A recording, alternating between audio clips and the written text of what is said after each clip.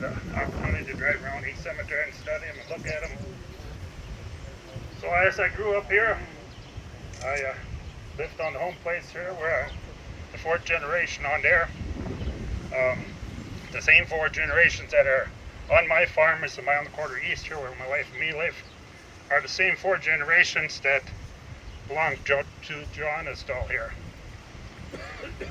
Now, my dad and Velda, Gideon and Velda, are my parents, and kind of funny how my dad got started playing piano and organ. He started taking lessons, and he took lessons for a while, and all at once he got tired of it. So then his mom had told him that if you don't want to take no lessons, then you might as well just quit. So then he went that way, quit, and after he started, he got interested in it, and he started taking lessons again and playing the organ. And he ended up playing in church, Johannesthal and Zion, for 40 years then as a church organist. They told me that he would practice Sundays as much as 8 hours a day. So it's quite interesting how the good Lord works in certain ways, you know. My grandpa and grandma was Emmanuel and Martha Holsworth. They lived on my farm too at that time. Well, they moved to Minnow in 1949. So then, kind of funny how it happened. About a month before they had passed on, my Aunt Arlene had told them that, Martha, you're a young lady, you're about 57 years old, you're going to live a long time. Well, she says, you never know. She says, we could all, both of us, go in the same day. So, not knowing this, but September 10th, 1960 come, they were in a car accident south of Westerville on Highway 50 there, which many of you maybe kind of remember that day, and they were both killed in the car accident. So that kind of come true there. So then it's kind of funny, we looked in her a few weeks before that, her checkbook, and what she did, she bought cemetery plots down at the Minnow Cemetery. She bought 10 of them. Just almost seemed like she knew that her time is maybe coming, that they might not be here long, you know. So going back to the next generation is John and Elizabeth Holsworth, right here. John and Philip, they both come from Russia.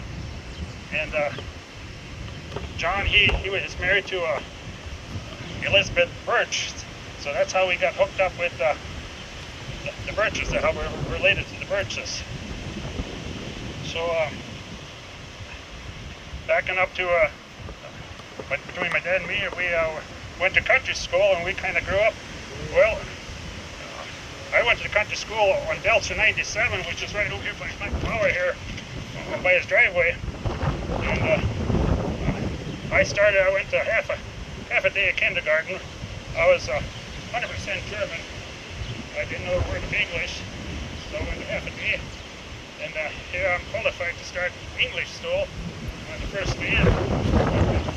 After thank my neighbors, the kids, you know, that they knew German and English, so I could start learning. I had to learn, but then I had to learn the language too, on top of it, you know. So just kind of funny how that worked.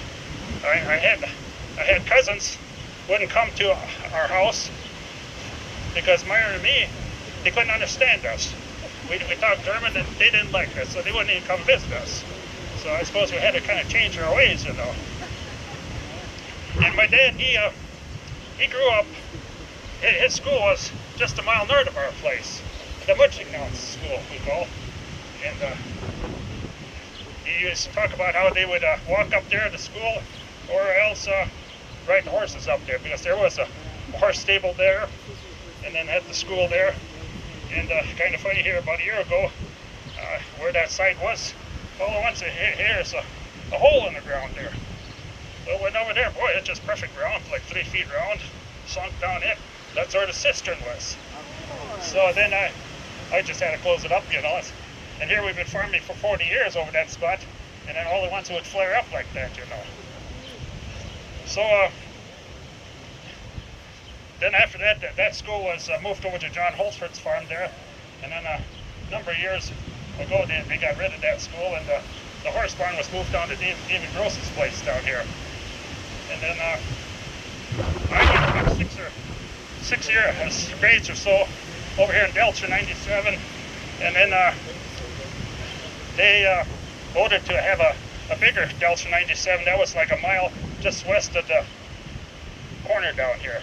So then we went to school over there like in 7th to 8th grade, and during that time we had another tragedy. We lost our teacher at that time, Grant Thomas and his wife.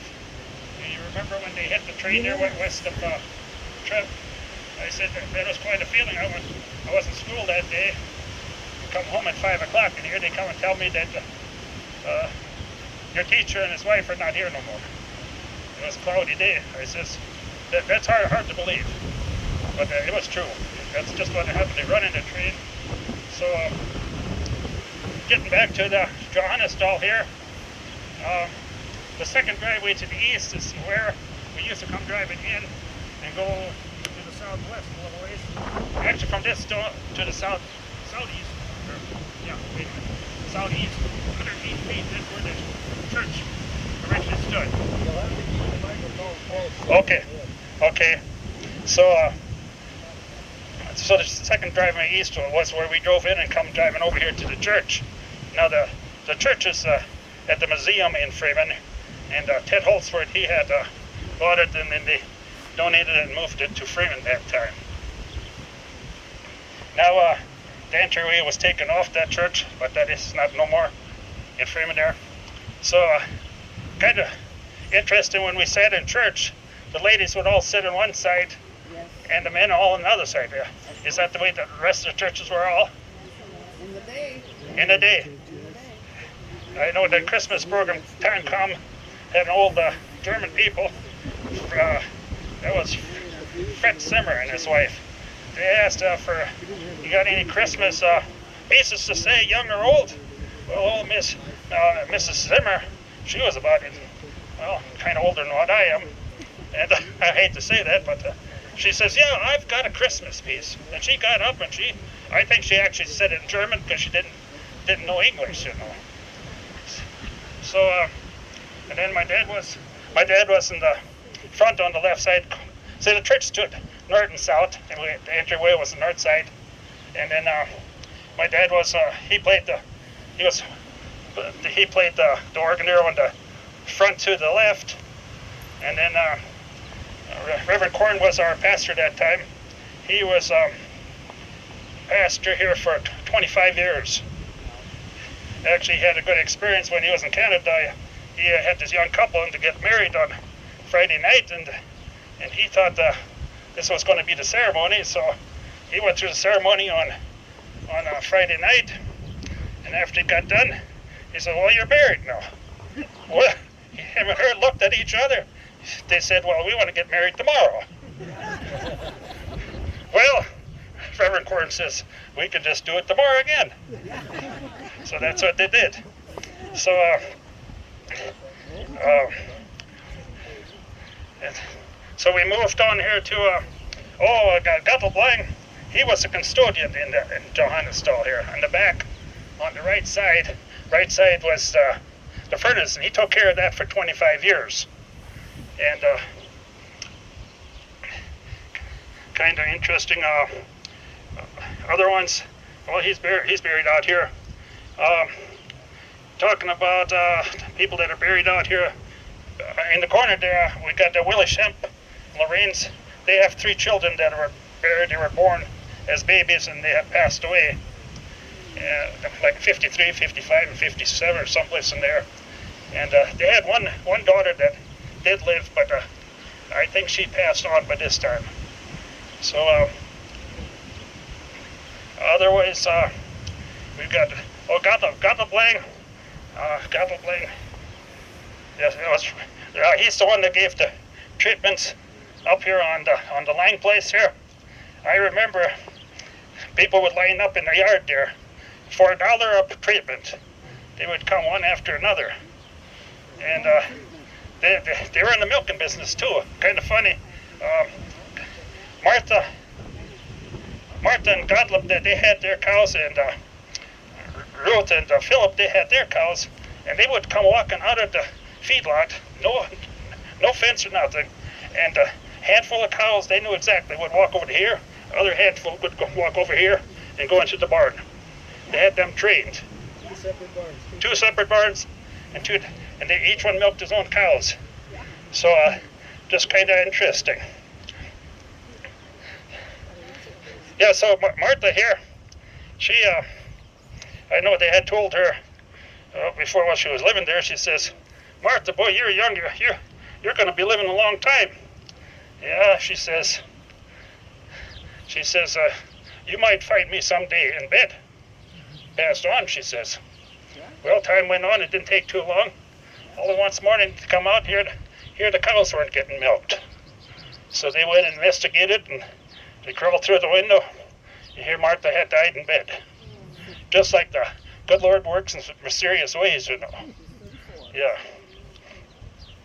Another testing times is the Auk family in there.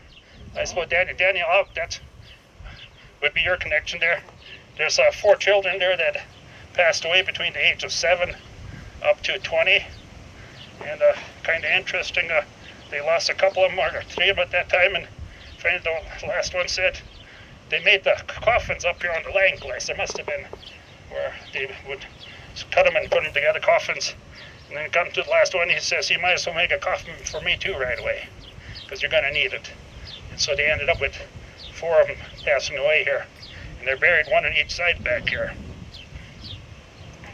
So, okay.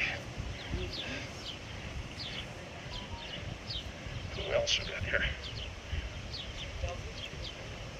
Delser.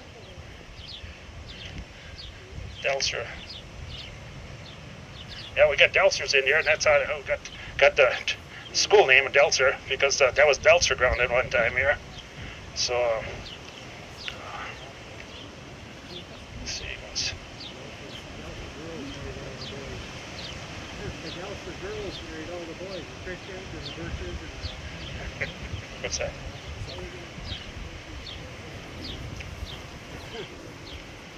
I was going to say the Delfer girls married the Birches and the Christensen, the Auks and the Christian Auks. Oh, did they? Oh yeah. Okay, I didn't. Not I'm sorry, not that. Okay, sure, okay.